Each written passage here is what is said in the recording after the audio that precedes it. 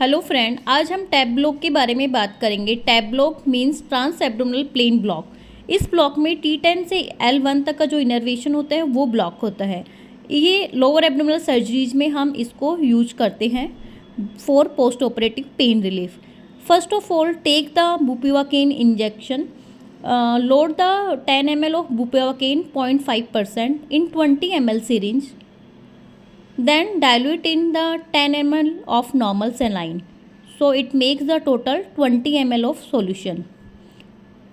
अब बात आती है कि इसे हमें कहाँ पर देना है। ट्रांस एब्डोमिनल ब्लॉक को हमें बेसिकली लोअर एब्डोमिनल में जो कोस्टल मार्जिन होता है, feel the coastal margin of lower border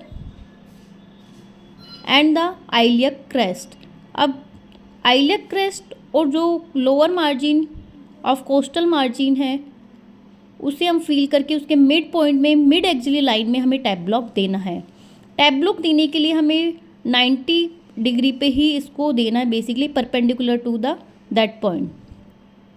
इस ब्लॉक में external oblique and internal oblique 2 muscles pierce होंगी, तो we feel the 2 pops, first external oblique and then internal obliques. इस block में ट्रांस एब्डोमिनल मसल और internal oblique के space में ये निडल जाकर वहाँ पे हमें इसको इंसर्ट करना है। इस ब्लॉक में T10 से L1 तक इनर्वेशन ब्लॉक होगा एंड इसमें ब्लॉक का पॉप फील करने के लिए ब्लंट करना होता है इस सिरिंज को। First blunt the needle and then give the TAB block, and after inserting the needle aspirate there is any blood or not. You can see after giving the tab block you see the free flow, backflow of that fluid from that space. ये block हम laparoscopic surgery में और कोई भी lower abdominal की surgery में हम use कर सकते हैं, जैसे कि हर्नियल रिपेयर है, लेप्रोस्कोपिक सर्जरी लाइक स्टेक्टमी, इनमें हम सब यूज कर सकते हैं। तो बेसिकली इसमें यही है कि first feel the lower costal margin and then the iliac crest and then put the needle at the perpendicular at the 90 degree of that point and feel the 2 pops. After feeling the 2 pops, first aspirate, there is no blood and give slowly in this plane.